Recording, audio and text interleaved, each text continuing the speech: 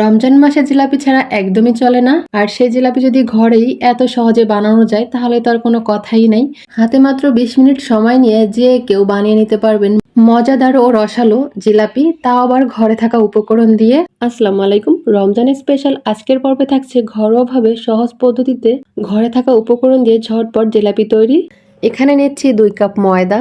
ময়দাটাকে অবশ্যই চেলে নিতে হবে। এখানে 1 চা চামচের একটু কম বেকিং সোডা আছে। এখন সবকিছু চেলে নিব।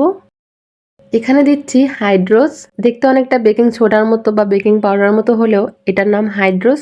যারা দোকানে জিলাপি বানায় তারা এটা ব্যবহার করে। আমি কিন্তু এখানে 1/4 টিস্পুনের মতো দিয়েছি। এখন আসেন, যারা এই হাইড্রোস ম্যানেজ করতে পারবেন না তাদের জন্য এই পদ্ধতি। হাইড্রোসের পরিবর্তে চাইলে ভিনেগার দিতে পারেন বা লেবুর রস দিতে পারেন। যেটা ঘরে থাকবে সেটা দিয়ে কিন্তু বানাতে পারবেন। এখানে নিয়েছি 1 কাপ নর্মাল পানি। 1 কাপ পানি দিয়ে একটু মেখে নিব।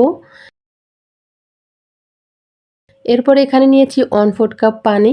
অল্প অল্প করে পানি দিতে হবে, একবারে বেশি পানি দেওয়া যাবে না। দেখেন মেখে নেওয়ার পরে কেমন আঠালো হয়ে গিয়েছে। এই জিলাপির মিশ্রণটাকে হাত দিয়ে এরকমের অনবরত ভালো করে মেখে নিতে হবে। এটাই হচ্ছে মেইন টিপস। 1/4 কাপ পানি পুরোটা কিন্তু লাগেনি, এই যে এইটুকু পানি রয়ে গিয়েছে। এখন এই মিশ্রণটাকে আরও কিছুক্ষণ আমি এইভাবে ফেটে নিব। আর মিশ্রণটা কিন্তু দেখেন অনেক বেশি পাতলাও না ঘনও না, ঠিক এরকমেরই হবে। এই যে মিশ্রণটাকে আমি মেখে নিয়েছি আর মেখে নেওয়ার পরে ঠিক এরকমের হয়েছে। এখন এই মিশ্রণটাকে একটা বোতলে ভরে নিব। চাইলে কিন্তু পানির বোতলও নিতে পারেন। মুখটা একটা লোহা দিয়ে বা কিছু একটা দিয়ে ছিদ্র করে নেবেন। এখানে রেডিমেড কেনা বোতল ব্যবহার করছি। মিশ্রণটা বোতলে নিয়ে নিয়েছি। এখন মুখটাকে আটকে চলে যাব চুলায়। এইবার জিলাপির শিরাটা বানিয়ে নিব। এখানে দিয়ে দিচ্ছি 1.5 কাপ চিনি আর 1/2 কাপ পানি। এরপর দিয়ে দিলাম 5টা-6টা এলাচ থেতো করে। এখানে দিয়ে দিচ্ছি 1 চা চামচের মতো লেবুর রস। নেড়েচেড়ে এটাকে জাল করে নিব। বলক চলে আসার পরে এখানে দিয়ে দিচ্ছি 1/4 টিস্পুনের মতো অরেঞ্জ ফুড কালার। এটাও অপশনাল, তবে দিলে সুন্দর একটা কালার আসবে।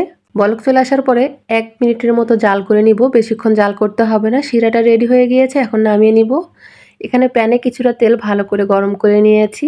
ছোট ছিদ্রওয়ালা বোতল নিয়েছি যাতে জিলাপিগুলো একটু পাতলা পাতলা চিকন চিকন হয়। ওই জিলাপিগুলো খেতে কিন্তু বেশি ভালো লাগে। ফুলে ওঠার পরে সাইড করে দিতে হবে। ফাঁকা জায়গায় আবার একটা দিয়ে দিব। এইভাবে করে সবগুলো জিলাপিকে ভেজে নিব। জিলাপি ভাজা হয়ে গেলে তুলে এই গরম জিলাপিটাই ঠান্ডা শিরার মধ্যে দিতে হবে। এভাবে জিলাপিগুলো শিরার মধ্যে 2-3 মিনিট রেখে দিব। আবারও একবার জিলাপি ভেজে নিব। এইভাবে সবগুলো জিলাপিকে ভেজে নিব। জিলাপিগুলো ফুলে ওঠার সাথে সাথে উল্টে দিয়ে সাইড করে রেখে আবারও নতুন করে জিলাপি দিতে হবে। এরপর উল্টে পাল্টে ভেজে নিব চুলার আঁচ মিডিয়ামে রেখে। এই তো জিলাপিগুলো ভেজে নিয়েছি। এখন আবার ওই গরম জিলাপিগুলো শিরার মধ্যে দিব। 2 মিনিট সময় নিয়ে শিরার মধ্যে জিলাপিগুলোকে ভিজিয়ে রেখেছিলাম। আর দেখেন রসে টয়টুম্বুর হয়ে গিয়েছে জিলাপিগুলো, আর কতটা লোভনীয় লাগছে।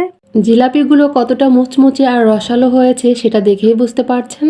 এটা কিন্তু সারাদিন মুচমুচে ছিল আর খেতেও ভীষণ মজার হয়েছে। রেসিপি ভালো লাগলে আপনারাও ঘরে সহজ পদ্ধতিতে এইভাবে তৈরি করে নিতে পারেন আর মজা করে খেতে পারেন। যারা জিলাপি খেতে পছন্দ করেন তারা এই রেসিপি একবার হলেও ট্রাই করবেন। আশা করি সবার কাছে খেতে ভালো লাগবে।